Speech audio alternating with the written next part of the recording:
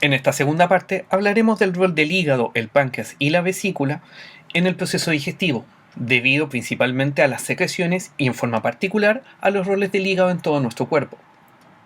Para comenzar, el hígado es el órgano interno más grande, con una masa aproximada de 1,5 kg en el adulto. Se encuentra ubicado bajo el diafragma y está comunicado con la vesícula biliar. Esto es importante porque la vesícula será un almacén temporal de algunas sustancias producidas en el hígado hasta que sean requeridos durante el proceso digestivo. La unidad funcional del hígado es el lóbulo o lobulillo.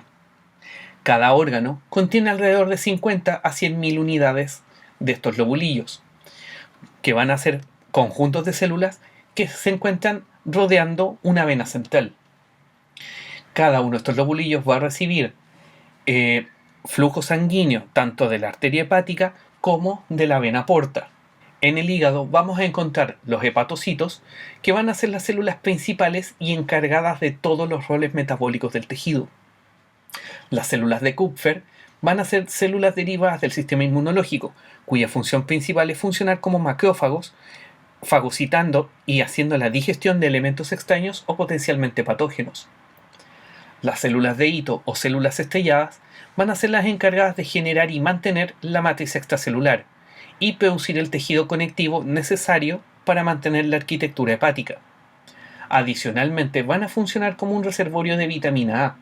Finalmente, las células endoteliales o sinusoides van a ser aquellas células que se encuentran en la confluencia entre la circulación de la arteria hepática con la vena cava. Cada una de estas estructuras va a representar algunos de estos lobulillos, donde podemos observar cómo la circulación que proviene de la arteria hepática y la vena porta confluye en estas estructuras sinusoidales, donde podemos encontrar las células hepáticas o hepatocitos en su cercanía. A partir de aquí, todos los elementos que provengan de la circulación van a llegar hasta las células hepáticas, las cuales van a tener diversas funciones. Algunas de ellas van a permitir movilizar nutrientes u otros compuestos hacia la vena central, que eventualmente se va a convertir en la vena cava, o van a producir sustancias que se van a dirigir hacia el ducto biliar, saliendo hacia la vesícula biliar y por ende hacia el duodeno. En cuanto a la circulación que recibe el hígado, podemos decir que el hígado es una estructura alta, lo que es equivalente a un 1,35 litros por minuto de sangre. Esta proviene principalmente desde la vena porta y la arteria hepática, las cuales presentan una baja resistencia, es decir, presiones inferiores a los 9 milímetros de mercurio. Adicionalmente, recibe un alto flujo linfático debido a las funciones detoxificantes que presenta este órgano.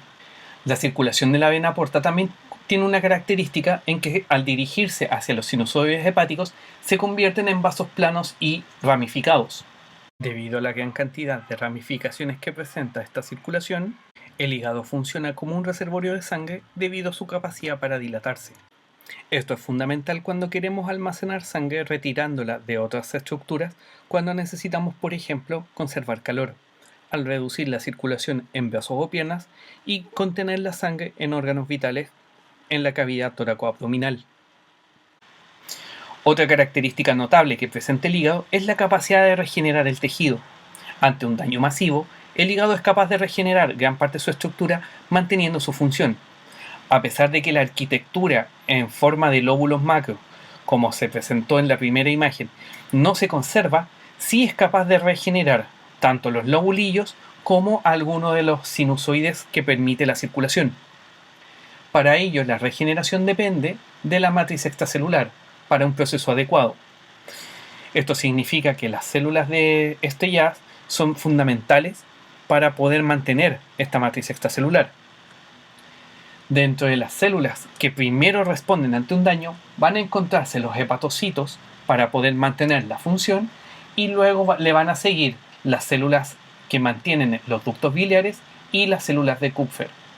En última instancia, las células que se van a reemplazar van a ser las células sinusoidales, aquellas que mantienen esta comunicación entre la circulación enterohepática. El órgano es capaz de dañarse hasta prácticamente un 60 o 70%, es decir, se requiere cerca de un 30% como mínimo para poder regenerar el resto del hígado. Sin embargo, si el daño es muy importante o se pierde una gran cantidad de células estrelladas, es posible afectar la regeneración del hígado, reduciendo su funcionalidad al reemplazar todas esas células perdidas por colágeno o estructuras fibrosas, lo que comúnmente se denomina fibrosis.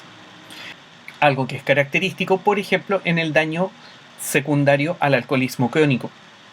Dentro de las funciones hepáticas podemos destacar la capacidad para desintoxicar la sangre al realizar la fagocitosis mediada por las células de Kupffer o por la eliminación de sustancias de desecho, tales como las modificaciones a los fármacos, la eliminación de hormonas o la producción de urea, ácido úrico u otras moléculas que son menos tóxicas que las sustancias originales producidas por el metabolismo de nuestro cuerpo. También juega un rol importante en la síntesis de múltiples proteínas, tales como la albúmina, necesaria para mantener la presión oncótica en la sangre, algunas proteínas de transporte plasmático o los factores de coagulación. Finalmente, la secreción de bilis, que es fundamental para la digestión de grasas y la eliminación de ciertas sustancias de desecho. En caso de una pérdida importante de la estructura hepática, muchas de estas funciones dejarán de hacerse en forma apropiada, y como verán la complejidad de funciones que realiza, la capacidad para reemplazar el órgano con otras funciones exógenas es muy compleja. Dentro de las funciones detoxificantes encontramos el metabolismo de fármacos, que depende de múltiples reacciones químicas de transformación para convertir los principios activos en sustancias fácilmente eliminables. Para ello, los compuestos activos son transformados mediante reacciones que ocurren en dos fases. En la primera fase existe la adición o exposición de grupos funcionales mediante oxidorreducciones asociadas a un complejo multienzimático llamado citocromo P450.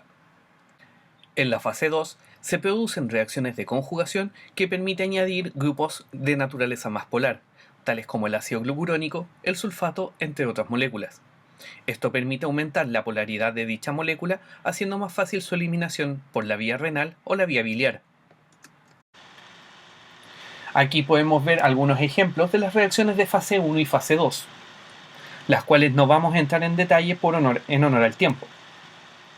Otra función relacionada con la detoxificación está relacionada con el consumo del alcohol. El metabolismo del etanol se realiza en el hígado gracias a dos enzimas, la alcohol deshidrogenasa y la aldehído deshidrogenasa. La alcohol deshidrogenasa convierte el etanol en acetaldehído, y el acetaldehído es convertido en acetato gracias a la aldehído deshidrogenasa. Cuando esto ocurre y se forma el acetato, este puede convertirse eventualmente en acetil-CoA y funcionar eventualmente como un precursor, ya sea para el ciclo de Krebs o bien para la síntesis de ácidos grasos. Sin embargo, la conversión de etanol en acetato utiliza grandes cantidades de NAD, aumentando el NADH, y como ustedes recordarán del curso de procesos biológicos, el aumento de acetil-CoA y NADH en las células hepáticas sirven como inhibidor del catabolismo hepático de ácidos grasos. Por tanto, una consecuencia del consumo crónico del alcohol es que va a haber una incapacidad para quemar o utilizar los ácidos grasos, y estos se empiezan a acumular a nivel hepático, lo que se denomina hígado graso alcohólico. Dentro de las funciones metabólicas del hígado, algunas que ustedes ya deberían reconocer, que son la glucogenólisis y la gluconeogénesis. La glucogenólisis debido a que el hígado guarda alrededor del 10% de su masa polímeros de glucógeno que permiten mantener la glicemia durante los tiempos de ayuno. En forma adicional, cuando las reservas de carbohidratos se agotan en nuestro organismo, es capaz de utilizar distintos sustratos para obtener glucosa. En cuanto al metabolismo de aminoácidos, el hígado es el encargado de convertir muchos de los aminoácidos, como mencionábamos antes, en otros mediadores metabólicos importantes y convertir el amonio generado por la desaminación en urea. Para ello es necesario los procesos de transaminación que se discutieron en el semestre pasado, los cuales dependen del transporte de los grupos amino de aminoácidos donantes a moléculas aceptoras. Dentro de esas moléculas, ustedes deberían recordar el piruvato, el oxaloacetato y el alfa-cetoglutarato como aceptores del grupo amino, para poder obtener alanina, aspartato y glutamato como moléculas capaces de transferir el grupo amino. El hígado contiene una gran cantidad de transaminasas, enzimas que son capaces de mediar estas transferencias de amonio entre distintas moléculas. Por lo tanto, cualquier daño hepático permite o facilita la liberación de transaminasas y por ende son un factor importante para evaluar el posible daño hepático en una persona. Dentro de la síntesis de proteínas, la albúmina corresponde a cerca del 60 a 70% del total de proteínas plasmáticas. Posee una carga negativa y, además de mantener la presión oncótica, que es un equivalente a la presión hidrostática, pero dependiente de la presencia de proteínas, también cumple funciones de transporte de algunos elementos hidrofóbicos, tales como algunas hormonas lipofílicas, es decir, que no son solubles en agua, como es el caso de hormonas esteroidales u hormonas tiroides. También es capaz de transportar ácidos grasos libres y algunos fármacos de naturaleza hidrofóbica. De manera adicional, y aunque en menor medida que el sistema buffer endógeno que tiene la sangre basado en bicarbonato, la albúmina también es capaz de ejercer cierto control del pH de la sangre. También el hígado es el responsable de la síntesis de factores ligados a la coagulación, entre ellos el fibrinógeno o factor 1, la protrombina o factor 2 y los factores 3, 5, 7, 9 y 11. Otras proteínas que se sintetizan en el hígado son las globinas, tales como la proteína transportadora de hormonas tiroideas o TBGs. También las apolipoproteínas ligadas al transporte de lípidos en todo nuestro cuerpo. Y finalmente el angiotensinógeno, que al convertirse en angiotensina permite aumentar la presión arterial frente a una pérdida de sangre. En cuanto al metabolismo de los lípidos, podemos recordar, de acuerdo a lo que les mencioné en la clase de lípidos de procesos biológicos, el hígado cumple un rol fundamental en el transporte de lípidos, ya que es capaz de recibir lípidos que provienen de la dieta y administrarlos hacia otros tejidos. En eso, las lipoproteínas son esenciales para el transporte de estos lípidos.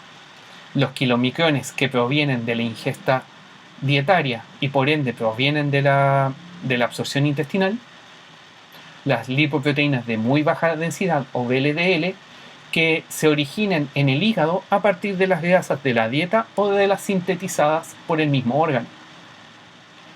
Las lipoproteínas de baja densidad o LDL, que son las que se generan cuando las VLDL se deshacen del triglicérido al entregárselo a los órganos blancos como el tejido adiposo.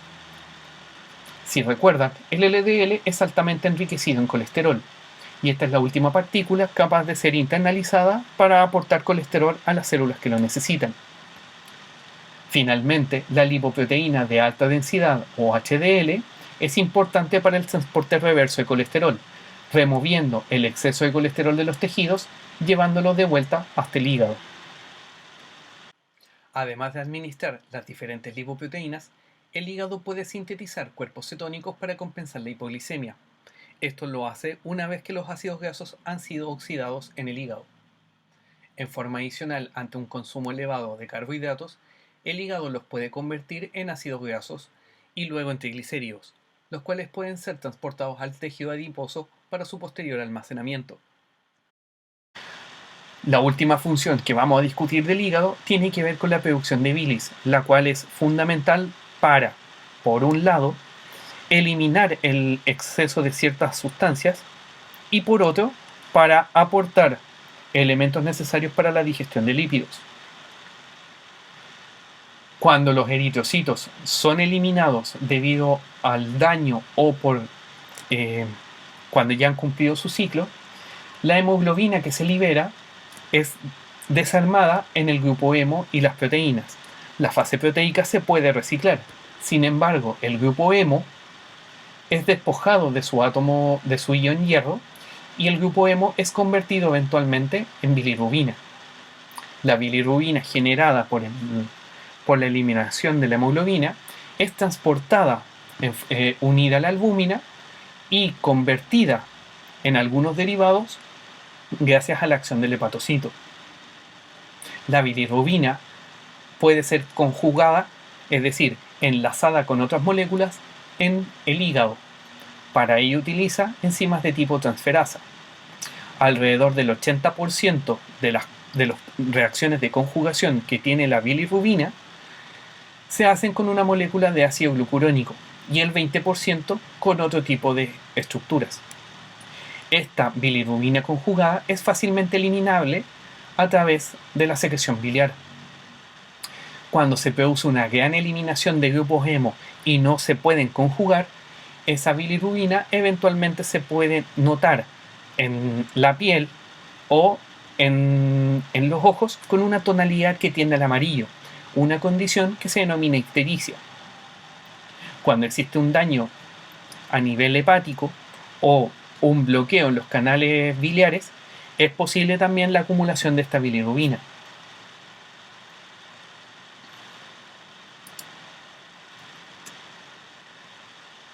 Junto con la conjugación de la bilirrubina y su posterior eliminación, el hígado es capaz de producir sales biliares, compuestos derivados del colesterol que poseen cerca de 2 a 4 grupos polares, conjugables con moléculas como la glicina o la taurina. Estos ácidos biliares, que son el ácido cólico y el ácido quenodeoxicólico, son capaces de conjugarse para obtener ácidos biliares secundarios, los cuales, debido a su naturaleza anfipática, es decir, que poseen una estructura apolar como es el anillo esteroidal y estructuras polares, permiten la formación de micelas, estructuras que permiten el contacto entre las grasas y las enzimas presentes en la secreción pancreática. Este fenómeno, asociado a la formación de micelas mediado por las sales biliares, favorece la digestión de las grasas a nivel del intestino. La secreción biliar por parte del hígado es un fenómeno continuo, y para poder utilizar esta secreción solamente cuando es requerida, debe almacenarse temporalmente en la vesícula biliar. El hígado es capaz de producir alrededor de 1 litro de secreción biliar en forma diaria, pero la vesícula, debido a su tamaño, solamente puede almacenar 60 mililitros. Para poder resolver este problema, la vesícula es capaz de aumentar la concentración de la secreción entre unas 5 y 20 veces, gracias a la absorción de agua y la mayoría de los electrolitos. En esta tabla podemos observar las diferencias entre las bilis producida a nivel hepático y la bilis una vez que ha sido almacenada en la vesícula. Si bien el contenido de agua y algunos electrolitos es más o menos semejante, podemos notar que la principal diferencia es el contenido en sales biliares, bilirrubina y colesterol. Podemos observar que la concentración de estos elementos aumenta una vez que ha sido almacenada en la vesícula.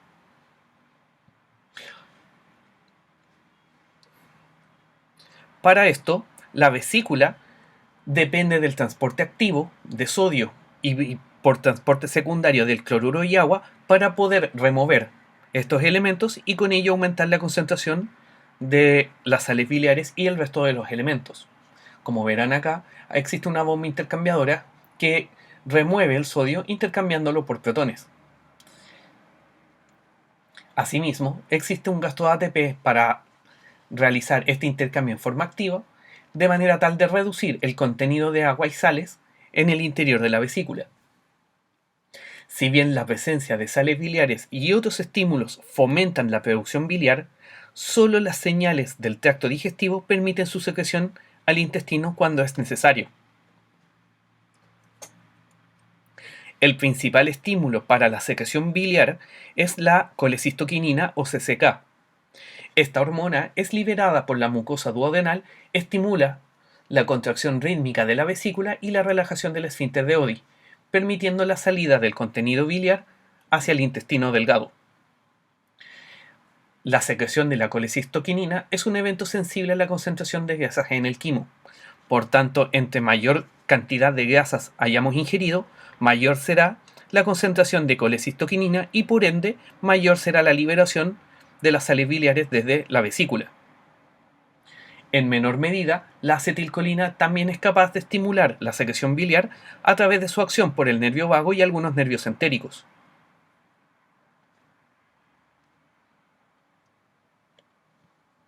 Una vez que se produce la liberación de las sales biliares, estas pueden ser convertidas por algunas bacterias en otros derivados tales como el urobilinógeno.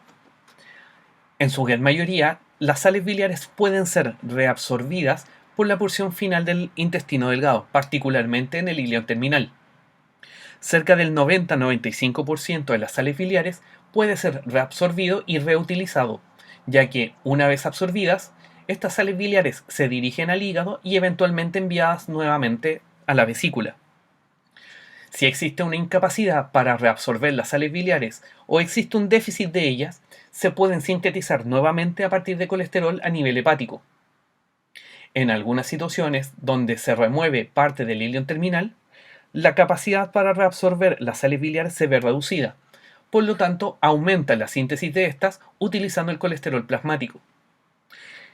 En algunos pacientes donde ocurre esta remoción quirúrgica del ileón terminal, es posible notar que los niveles de colesterol LDL se reducen debido a que el colesterol se está utilizando para sintetizar nuevamente sales biliares. Aquellas sales biliares que no son reabsorbidas son eliminadas a través de las deposiciones.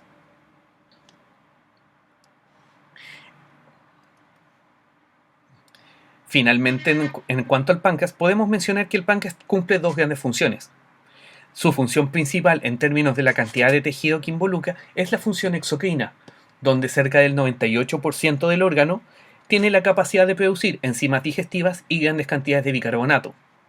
Esto permite neutralizar el ácido gástrico y digerir los nutrientes que llegan al intestino.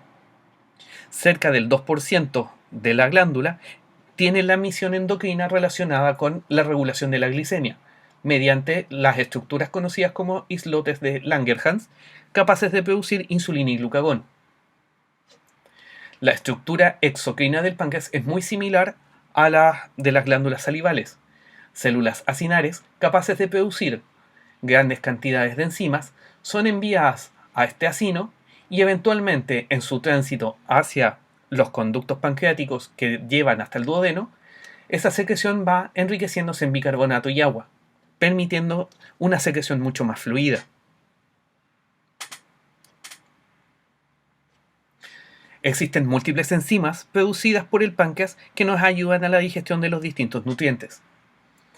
Para poder estimular la secreción pancreática se requiere la llegada del quimo alimenticio a la porción superior del intestino.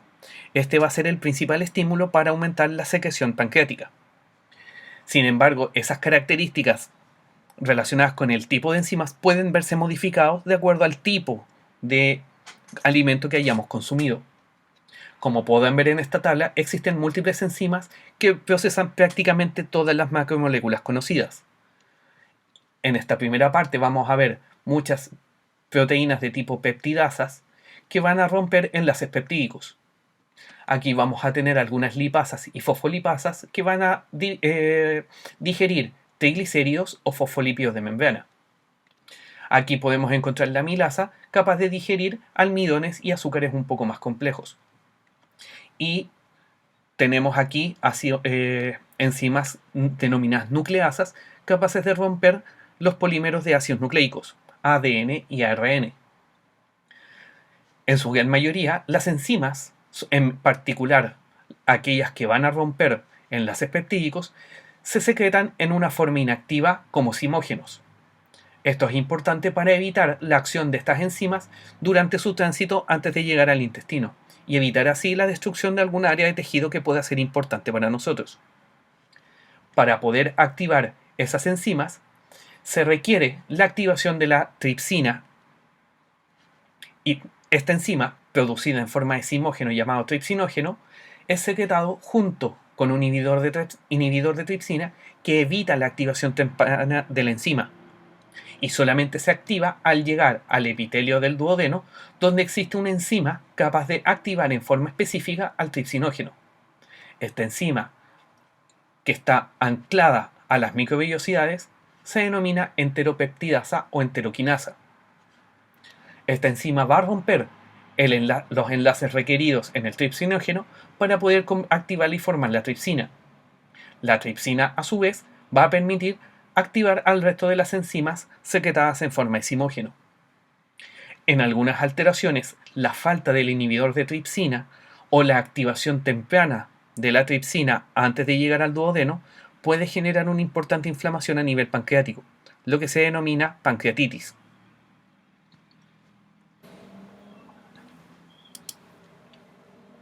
La secreción pancreática se estimula por la presencia de quimo en la porción superior del duodeno y es regulada por el contenido de alimento, una vez que se ha realizado el vaciamiento gástrico. Una de las señales más importantes que actúa sobre la secreción pancreática es la secretina.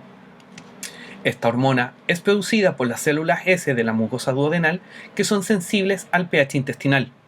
Esto significa que al detectar un gran contenido ácido, van a liberar la secretina promoviendo la producción pancreática de bicarbonato. Para esto, se requiere el traspaso de iones cloruro desde la célula ductal a la luz del ducto donde se va a producir la secreción. Este cloruro se va a movilizar desde la célula a la luz del ducto a través de canales CFTR, y una vez que están en la luz del tubo, son intercambiados por el anión bicarbonato. Junto con eso, se produce un movimiento secundario de iones sodio que son acompañados de agua, aumentando el flujo de la secreción.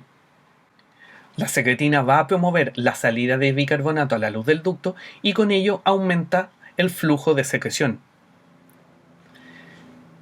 Si existe una pérdida funcional en este canal, el cloruro deja de salir al ducto y por ende no puede ser intercambiado por bicarbonato, haciendo que la secreción sea mucho más viscosa y sea mucho más inútil a la hora de ser secretado hacia el intestino.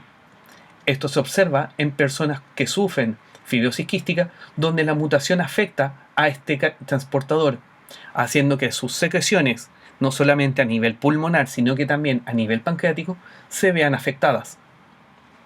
Otra señal importante es la colecistoquinina. Esta hormona es producida por las células I también de la mucosa duodenal y que se libera en respuesta a la presencia de péptidos y grasas.